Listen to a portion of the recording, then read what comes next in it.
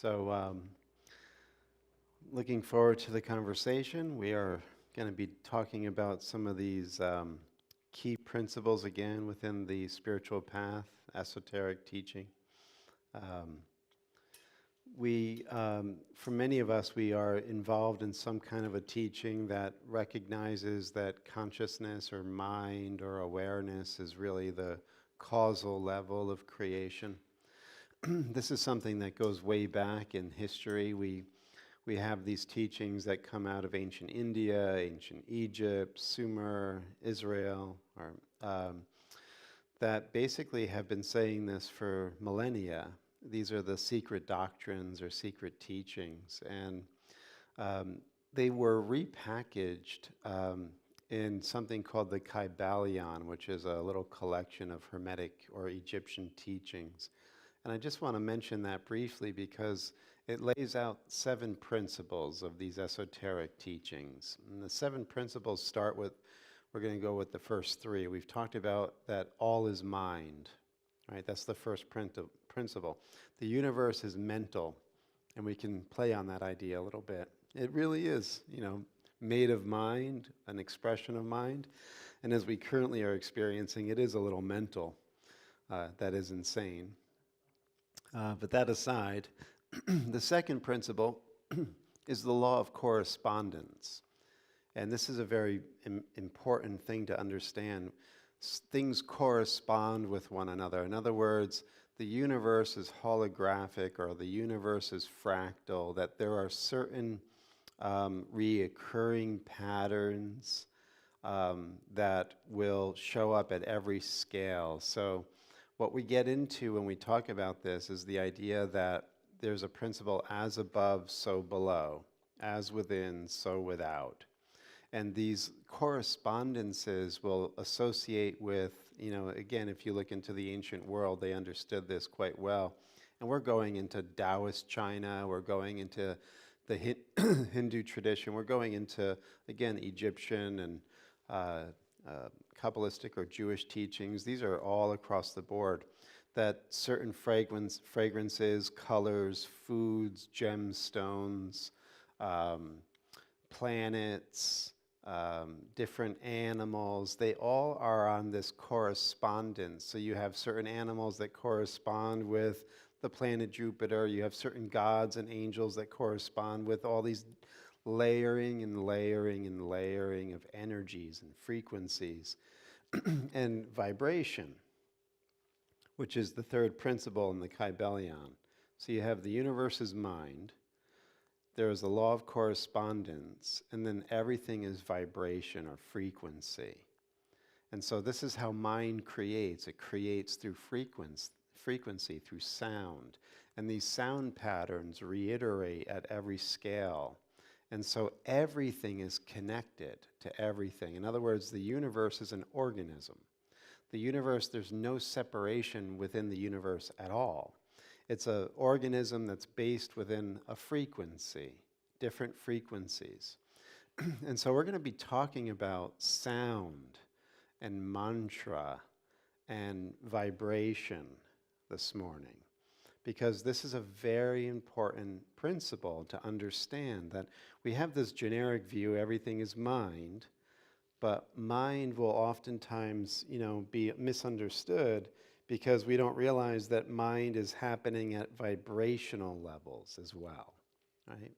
And so how we vibrate determines where we are on this scale of mind. So that'll be the last thing I'll do as far as an introduction. So in many different teachings, again, you find them in the ancient teachings, the shamanic teachings where the universe is like a tree, and you have the roots below and the blossoms above.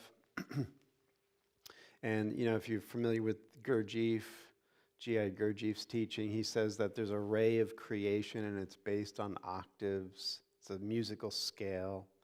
So the closer you are to the infinite God, the higher the frequency, the higher the note or tone on the scale. And the lower you go down that spectrum of the tree, the lower the tone or the scale. That's why Pythagoras, one of the great mystics of the ancient world, said nature is frozen sound. Everything is vibrating. Everything has a resonance. Everything is playing music. Pythagoras also said that the planets are moving in their rotations, and he called it the music of the spheres, that the universe is actually chanting.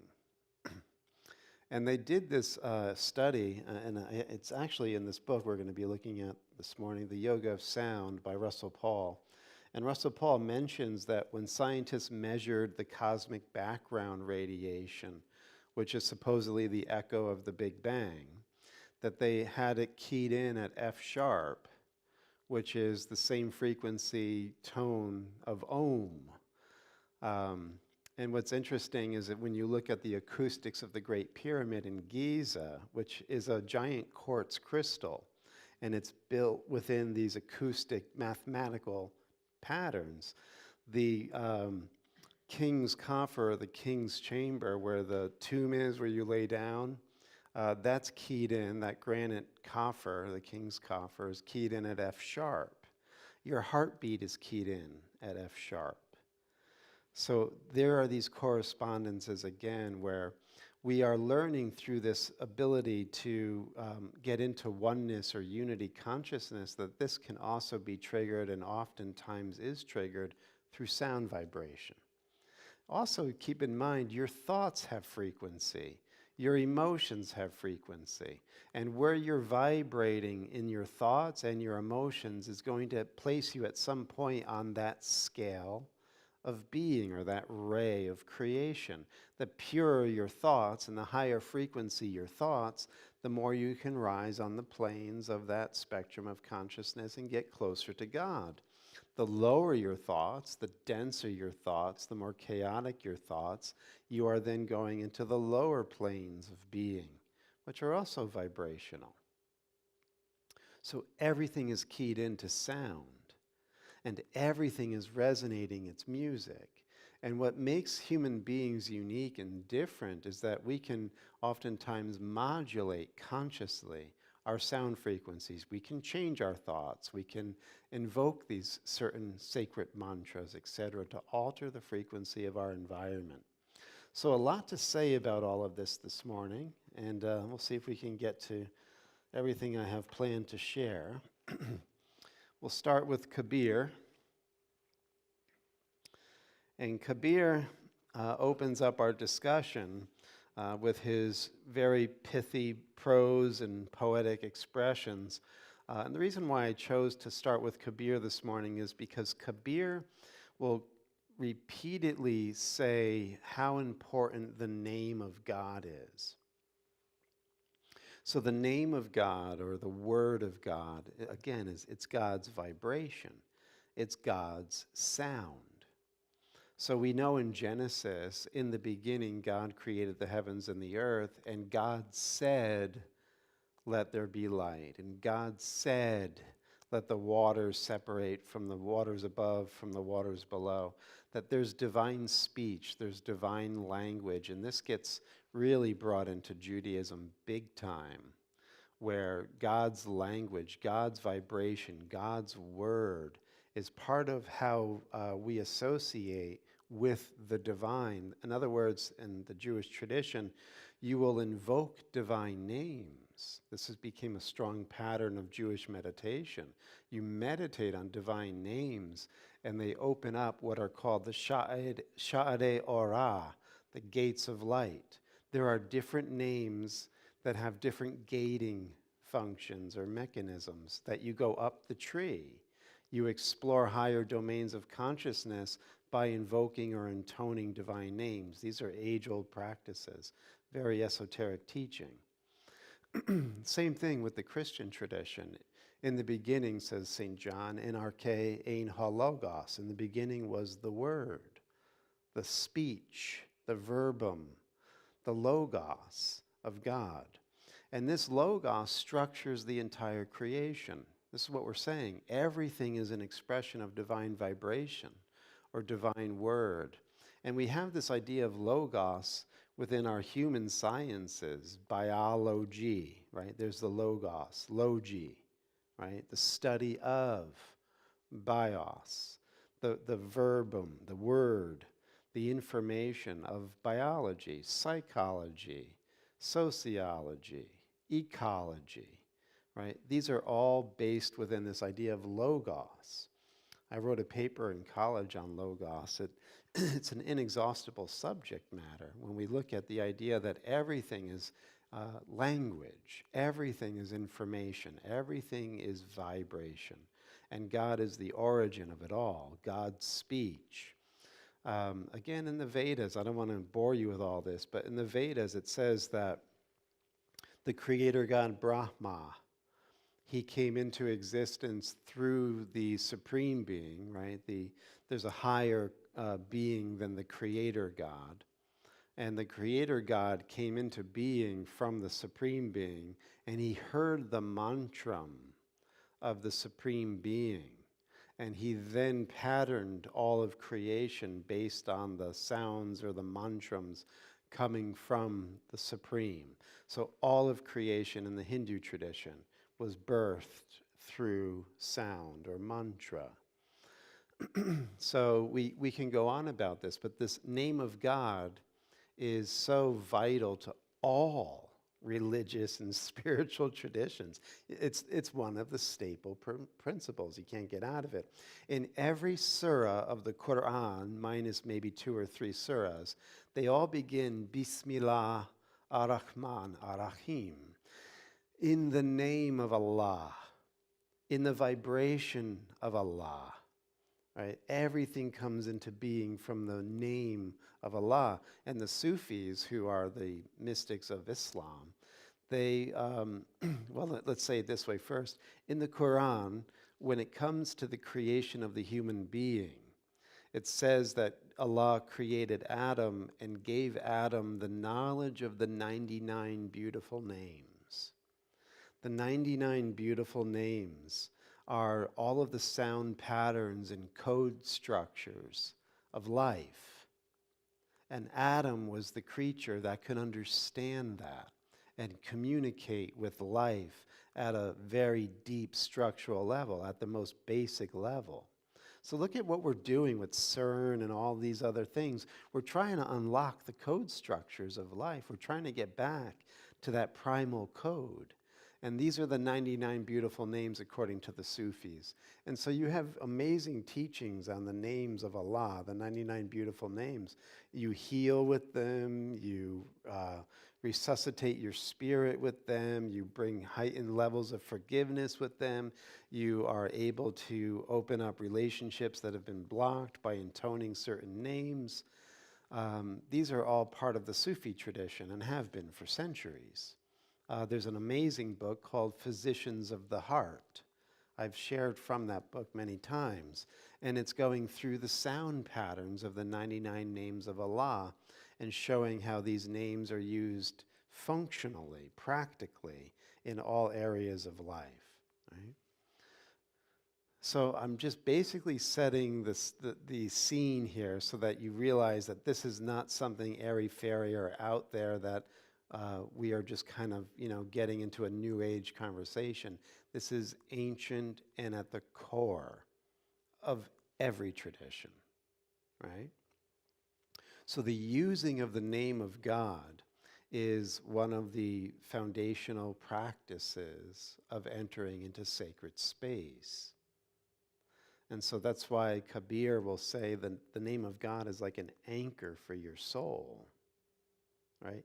In Orthodox Christianity, in Eastern Orthodox Christianity, the Jesus prayer is the core mantra. You say the Jesus prayer, and you drop your mind into your heart, and you go into hesychasm, you go into total silence, and you're uttering the Jesus prayer within the heart, and that begins to bring about what they call theosis. In other words, you illuminate the heart through the divine name. You enter into divine presence by invoking the divine name. So this is all, again, a key to these teachings. And so Kabir gives us some very interesting insights into the use of the name. Here's one. Lust. That ruthless horseman gallops in all directions, makes everyone his victim.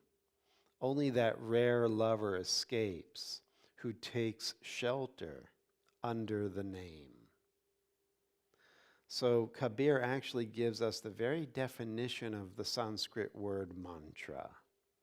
Mantra, they break it up into two words, manas and tram. And these two words, manas means mind, and tram means protection or shelter. So a mantra is like a protection or a shelter for your mind. Even in A Course in Miracles, you have in the principles, or not the principles, but the teachings in the manual for teachers, where should the name Jesus be used in healing?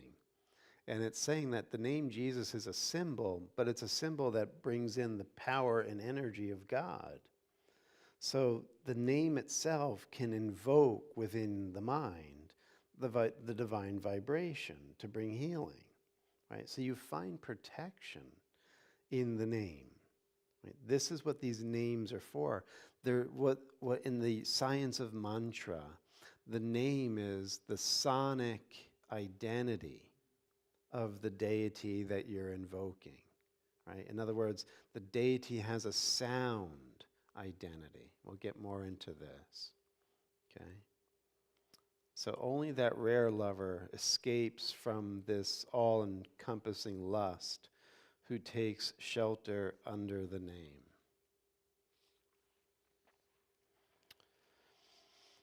Again, Kabir, I was burning, I was aflame, I found the water of God's name. The terrible sea of the world has become the sea of peace. I drink the water of his name. I drink and drink, but it, oh wonder, can never decrease. I was burning, I was aflame. I found the wonder of God's name.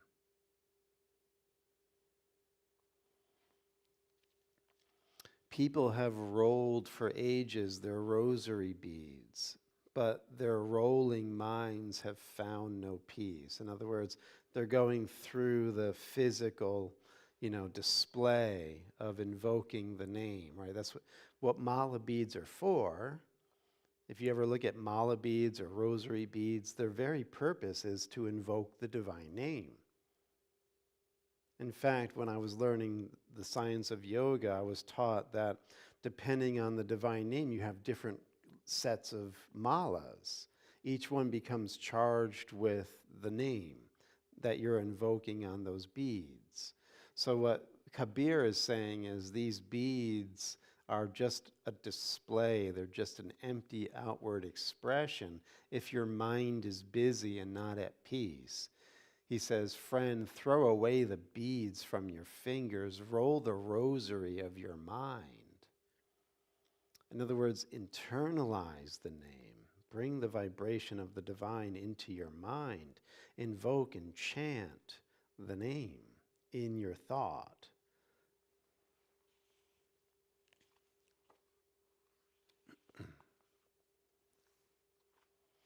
You don't need to leave your house to know everything. Let the mullahs and the priests play their corrupt games. You stay simple, letting the name reveal his light shining in all things. So again, remember that the universe is a universe of vibration. And one of the ancient teachings, or they're talking about what's called sympathetic resonance. In other words, when you begin to charge your mind body with the vibration of the divine name, you begin to see at that frequency level. And so God is here, but we're not at the vibrational attunement to recognize it. So what Kabir is saying, you don't have to leave this room in order to know everything. Key in on that frequency, get into the divine vibration, and you'll see the divine vibration in the chair, and the wall and your brother and the grass and the sun and the trees. Everything is actually at its core resonating at a divine frequency.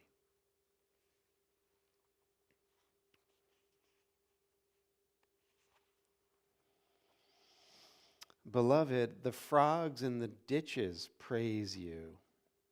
And if they can't sing, manage a croak. I know I'm not worthy even to say your name, and yet out of your infinite mercy, don't despise my passion to praise you. Fill my heart and my mouth with your wonders without end.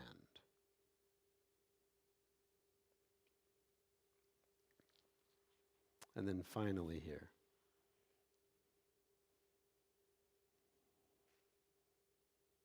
Well, I think that was the finally. Yes, that was the finally.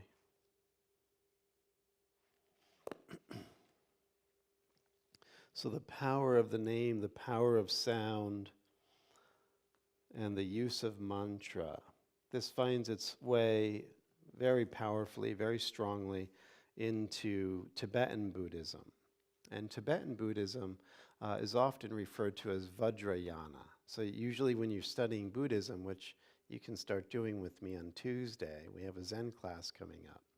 You have different schools of Buddhism. You have what are called, the earliest school is Theravada. It's the teaching of the elders. This is the core principles of the Buddha. Then later on, that tradition began to evolve into what it was now called Mahayana. Mahayana is the great vehicle. And because they consider themselves the great vehicle, they looked at the Theravadins and they kind of sneered at them and started calling them the Hinayana, which is the little vehicle. And then you have the third and final iteration of Buddhism called the Vajrayana, which is the diamond vehicle. But the Tibetan tradition also refers to itself as Mantrayana. It's the vehicle of mantra. So mantra plays a huge part within Tibetan Buddhism. And this is a little bit of it here. It's The Power of Mantra by Lama Zopa Rinpoche. And he gets into mantra. We're just going to read a little bit of his thoughts about mantra. He says, thinking of mantra as just some Sanskrit sounds to be chanted is an extremely limited view of what they are. They are much more than that. The sound of a mantra has the power to protect us, holding our mind from non-virtuous thoughts and fostering virtuous ones, thus allowing us to develop toward enlightenment. In the same way that the Dharma in general holds us, protecting us from suffering, Dharma is the teaching, yes? He says Dharma literally means that which holds. So mantras, too, are protection for your mind. And then he quotes Shantideva, one of the great Buddhist masters, who said, therefore I should focus my mind correctly and keep a careful watch over it. What good will it do to keep many vows if one neglects the vow of watching over the mind? So Rinpoche then says, it is vital to remember Shantideva's advice.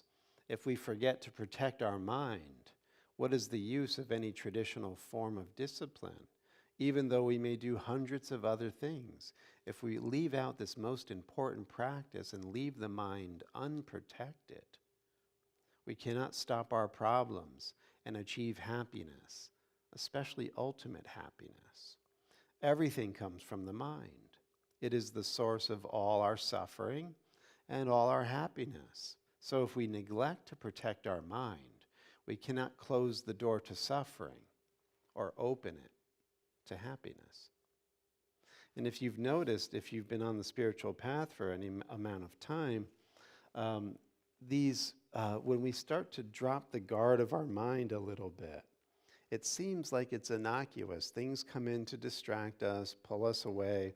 We begin to kind of slip in our daily practice. We're not really focusing on the teaching as much as we were. And then it's a very slippery slope, but it comes in very gradually or subtly, that we find ourselves becoming more and more off course because we're dropping our guard. Something shiny comes along, something exciting, or someone new, and we begin to drift. We begin to let down our guard, let down our protection, and we lose the connection. And once that happens, we're oftentimes going further and further off. And so by having a mantra, by having this kind of a touchstone, it keeps the mind in a highly charged field of awareness or protection, right? So I offer all of this to you as one possibility to put in your toolbox, that maybe you want to consider this. Maybe if you haven't already, incorporate something like this in your practice, invoking a divine name that you really resonate with.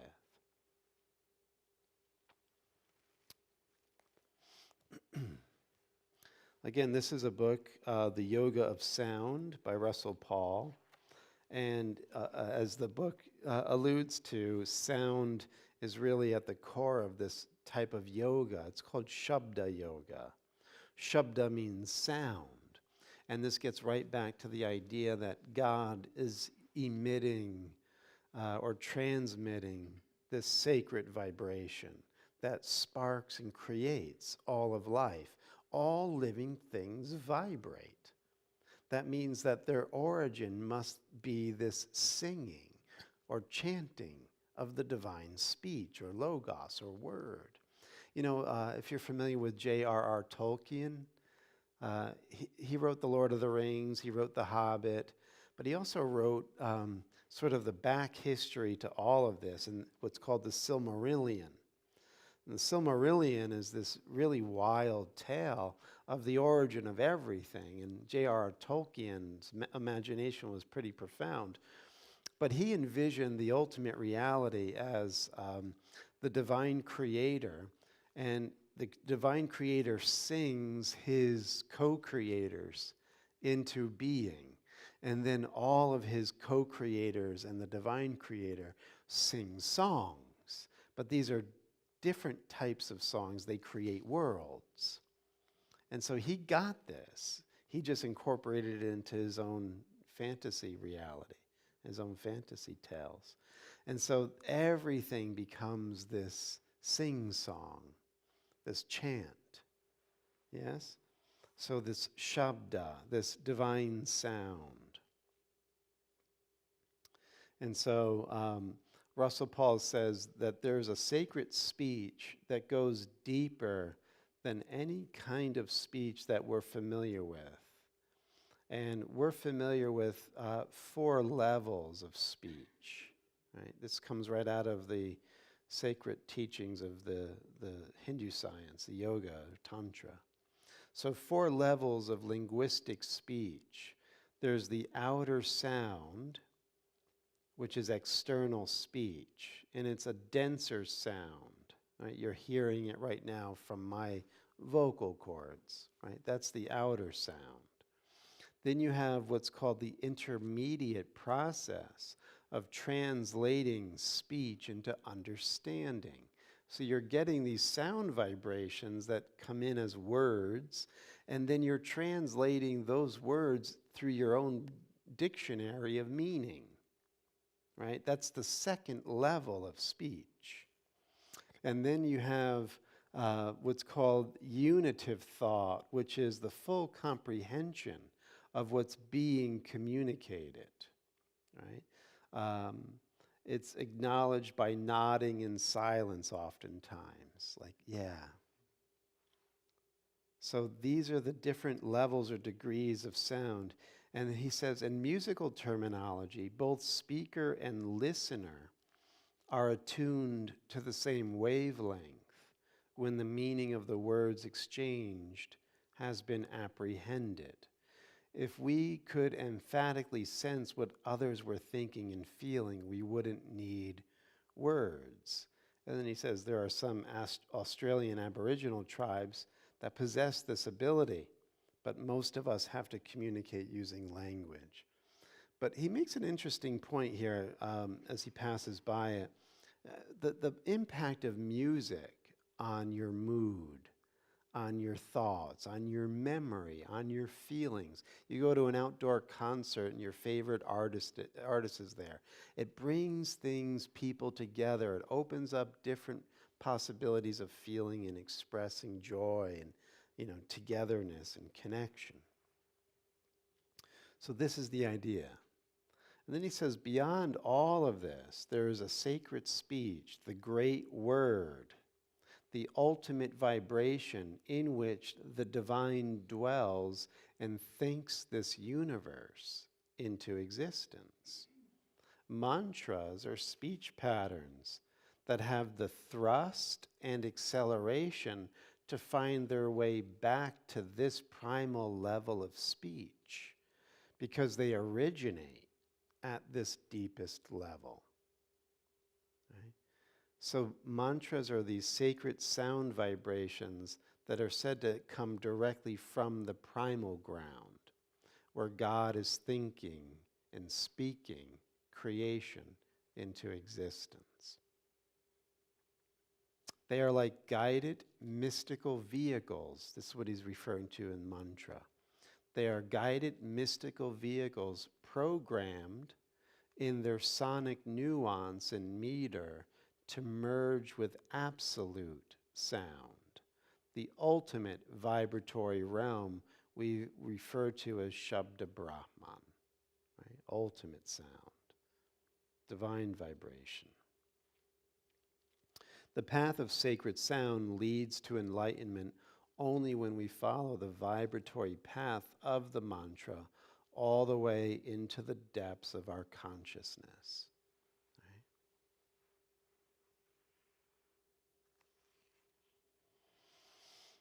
Right? Now he gets really practical. Listen to this. So this sound yoga, this Shabda yoga, it teaches us to connect the dense, audible outer word with inner meaning and experience. When we learn to do this effectively, we know where a person is coming from and to what end their words will take us. So in other words, as you attune to the divine frequency, and you get all of those chaotic and distorted and static thoughts out of your mind because you're raising your frequency on that tree and you're getting direct downloads from the divine vibration, you're now like a tuning fork for divine frequency. And you can actually sense and feel where other people are tuning to, what their sound vibration is. When our minds are crazy and egocentric, we can't. It's all projection, right? We're assuming what they are, but more than likely we're way off. But when you've gone silent and you're attuned, then you can actually feel other vibrations in a more clear and precise way. So that's what he's saying. When we learn to do this effectively, we know where a person is coming from and to what end their words will take us. Such knowledge can protect us from those who don't mean well and help us differentiate between the authentic and the inauthentic, right? Because oftentimes people will say things, but if you're only listening to the outer word, you're not really getting the inner frequency of where they're saying it from, right? It also means that our own words will originate from a truth within us. And so when people connect with the vibration of words that come from such a depth, they too will be led to a truth within themselves. So where we're speaking from, people feel it.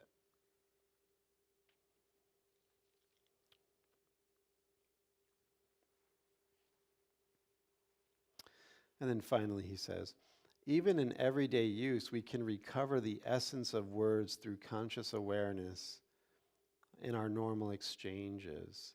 This requires that we carefully consider what we say and think, and that we stay attuned to the effects of our words on others and ourselves. The more we attune ourselves to the vibratory power of words, the more we will become inspired to methodically replace negative words and phrases with positive ones. So in other words, when we begin to really sense the power of the word, then we begin to realize that we have a responsibility on what we say to ourselves and to others. So, in ancient Egypt, the god Thoth, did you ever see this god? He oftentimes is depicted with an ibis head. He's the god of magic, the god of wisdom, and the god of speech or language. So magic, wisdom, and language or speech all go together. And so our words are magical acts. That's what's being said. So when we're little kids, we learn how to do what? We learn how to spell. You're spelling, and you study a spell book, a book on spelling. It's teaching you language. And in medieval magical practices, up until this day in ceremonial magic, you're working out of what's called a grimoire. And the word grimoire, which is your book of magical operations, teaching you the rituals, the correspondences, what incense to light, what colors to use, what planets and angels and archangels to invoke, all of that is found within your grimoire. But grimoire is actually, it comes from the same word, grammar. So magic, language, and wisdom, sympathetic resonance, all of it goes together. We are magical beings. Can't get away from it. And our words are spells. We are casting spells with the words that we use. Blessings and cursings, right? Curse words. So what you say to yourself and what you say to others has magical impact. Don't underestimate that.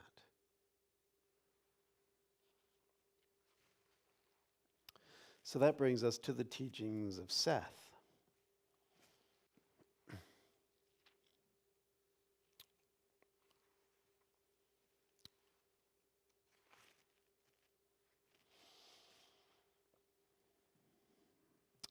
You constantly give yourself suggestions about your body, your health or ill health. You think about your body often. Then you send a barrage of beliefs and instructions to the inner self that affect your physical image. As I mentioned earlier, your thoughts have a very definite, vital reality. Beliefs are thoughts reinforced by imagination and emotion concerning the nature of your reality. Now listen to this. Now thoughts in general, he's saying, in general possess an electromagnetic reality, right? When you're having thoughts, it's an electromagnetic or, you're using photons, basically, to experience what we consider, this immaterial thought. But these are vibrational levels at a very subtle frequency. It's part of the spectrum of nature. It's within this octave or sound vibration of creation. It's just at a more subtle frequency. So your thoughts are an electromagnetic reality. And he's saying, whether you know it or not, your thoughts also have an inner sound value. Your thoughts are sound. Not sound that you can hear like we are seeing with the external word, right? A subtler sound, an invisible sound. Your thoughts. You know the importance of exterior sound. It is used as a method of communication, but it is also a byproduct of many other events, and it affects the physical atmosphere. That's what we've been saying about mantra. You can intone Om, and I could change the whole frequency of this room by invoking mantra. When you go to church and they're singing hymns, They're changing the atmosphere of the room. They're elevating your thoughts. They're opening your heart. It's getting you closer to the divine, right? Outer sound can change the physical atmosphere. But then he says this, now the same is true about what I will call inner sound. The sound of your thoughts within your own head. I'm not speaking here of body noises, though you are usually oblivious to these as well. And this reminds me of Yogananda's commentary on the Bhagavad Gita, where as you go through this Kriya Yoga process, you're beginning to undergo this shift in consciousness where you begin to hear subtle sounds at different chakra points, according to Yogananda's teaching, right? There's a whole orchestra of inner sound going on. And Seth is giving us insight into this.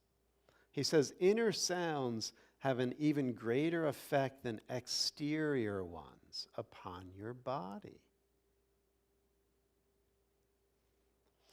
These inner sounds affect the atoms and molecules that compose your cells. In many respects, it is true to say that you speak your body, but the speaking is interior. Now, he says something that we touched on the pyramids, but listen to what he says here. The same kind of sound, this interior sound, right, built the pyramids. So, you listen to some of these researchers who have spent decades on looking at the pyramid, and they're saying this is all based within harmonics. The pyramid is built within these mathematical harmonics. Seth, whether you want to believe it or not, he's saying the pyramids were built using this very subtle sound technology. When you read the Mahabharata, these ancient Vedic teachings of India, you're coming across the use of technology that, again, the Mahabharata takes place for the most part at the time of what we would call Atlantis, before recorded history. There was a great cataclysm, and then it kind of got all reset. The Mahabharata is saying that when Krishna was on earth and when the great war of Kurukshetra took place, this goes way back in time.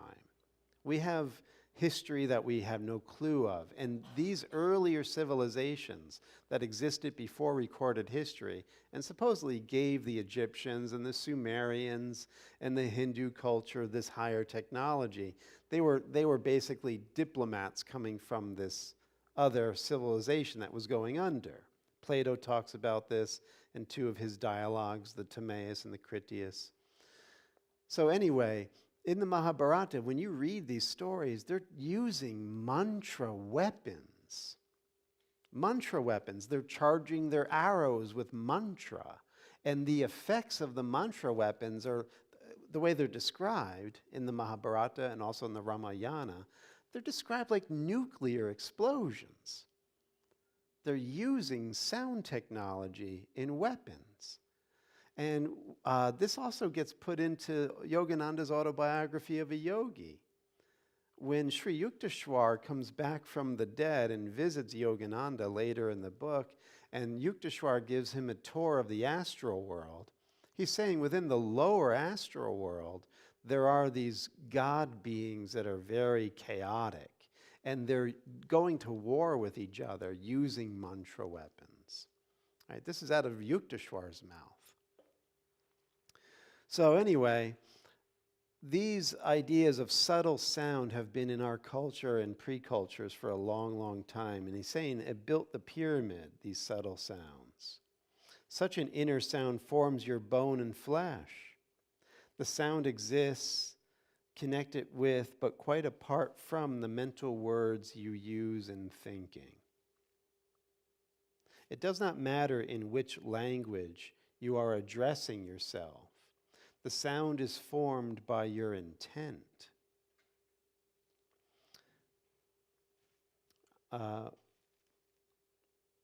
And the same intent will have the same sound effect upon the body, regardless of the words used.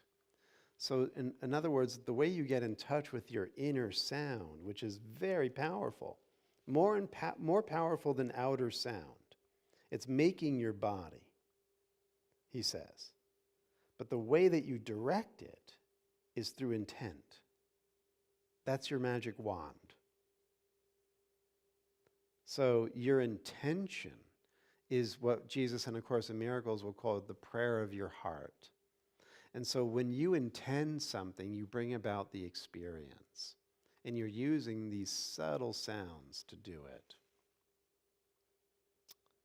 And he says, but usually you think in your own language, and so in quite practical terms, the words and the intent merge. For all practical purposes, then, the two are one, right? The words and your intention. When you say, I'm tired, mentally you are not only giving silent messages to yourself, messages, but besides this, the inner sound value of the messages automatically affect the body in just the same way. What should you do then if you find yourself feeling tired? This is your conscious assessment of your body's reality at a given time. You want to change it so you don't reinforce it. Instead, you say mentally that the body can now begin to rest and refresh itself. You take your initial judgment for granted then without restating it, and instead suggest the remedy be carried out. So in other words, he's saying you could adjust your moods, you can adjust your physical energy by redirecting inner sound.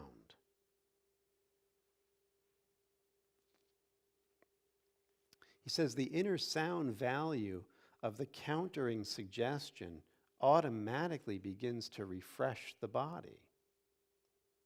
It is fashionable now to think about noise pollution, yet the same kind of circumstances occur with inner sound, particularly when your inner thoughts are self-contradictory, scrambled, and random. So our minds are producing noise pollution. And it's taking its toll on our moods, on our physical health, and the way that we generally feel, the world that we see. A little bit more here.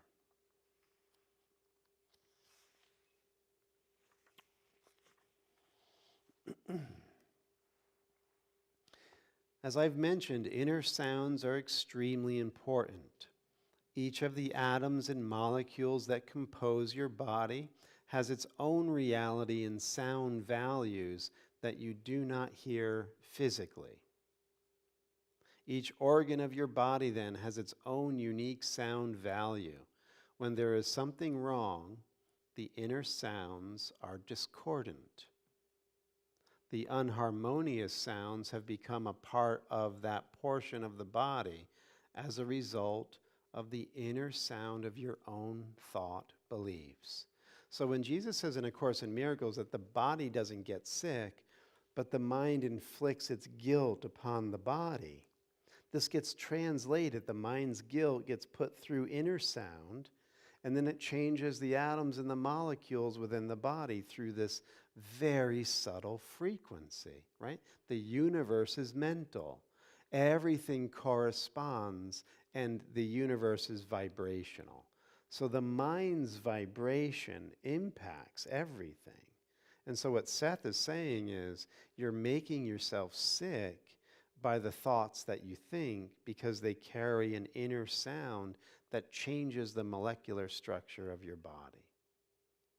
Right? You know, they've done tests. I remember even hearing that some scientists had succeeded in destroying cancer cells through sound vibration. Did you see this?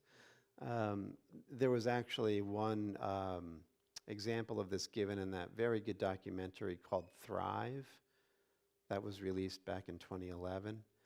They went through all of these higher teachings on sound, and doctors were using sound to literally vibrate cancer cells out of existence, just blowing them up. And then that doctor, I think, got his lab was raided. And the medical mafia basically crushed that. Anyway, so finally here, um, that is why it is vital that you not reinforce these inner sounds through repeating the same negative suggestions to yourself. Right? You're speaking your life. Verbal suggestions are translated into inner sound.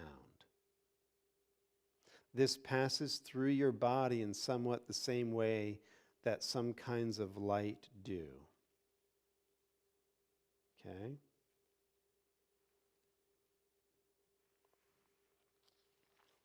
So that's about it. That's all we can really get into today. Let's finish here, actually.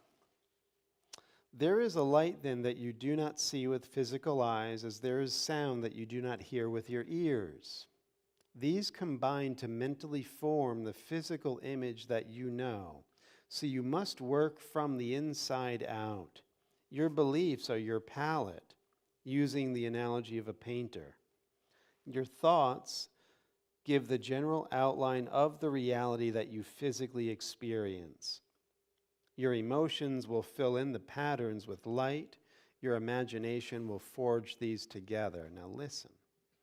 The sound of your inner thoughts is the medium that you actually use. This is far more than an analogy, for in simple terms it explains quite clearly the way in which your beliefs form your reality. So in other words, right, we're saying our beliefs form our reality. We're coming right back full circle. This is all done through sound. This is why it's at the core of every sacred tradition. It is the inner teaching of this inner sound, Shabda Brahma, Logos, Bismillah. All of this is the name. So what are we naming? Are we blessing or cursing ourselves? How are we using our spellcraft? What spells are we casting with our language? Because the word has this magical vibration to it. And we're either speaking life or we're speaking death to ourselves and to others. Okay? Blue bag's going to go around.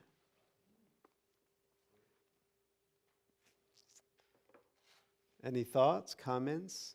David. I'm just astounded that you bring this in. It speaks to me. One other aspect to this sound vibration and the frequency is scaling.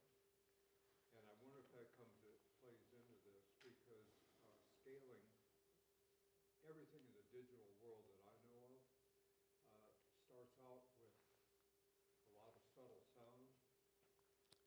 Sub-frequencies are called. But for most of the stuff to be utilized, it has to go through a system called amplifying.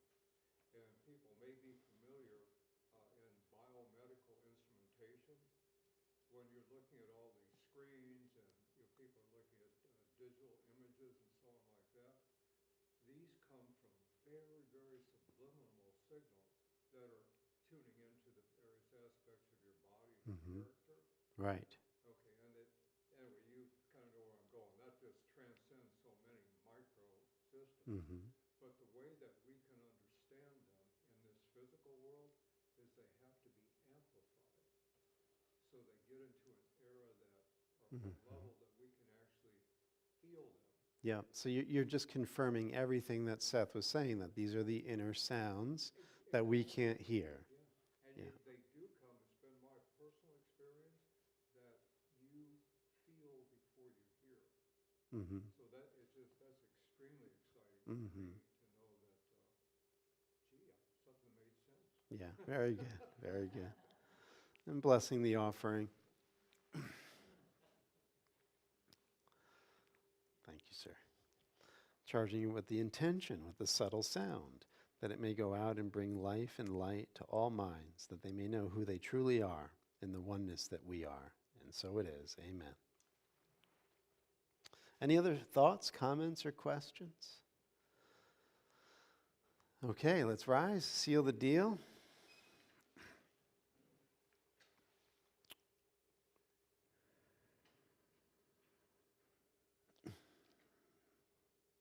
And as we rest within the heart, that where we were just reading in Seth, he says that if you want to raise your vibration, you may want to just try chanting Om when it feels right for you. And so we'll close out with 3 Oms this morning. Taking a deep breath out, deep breath in.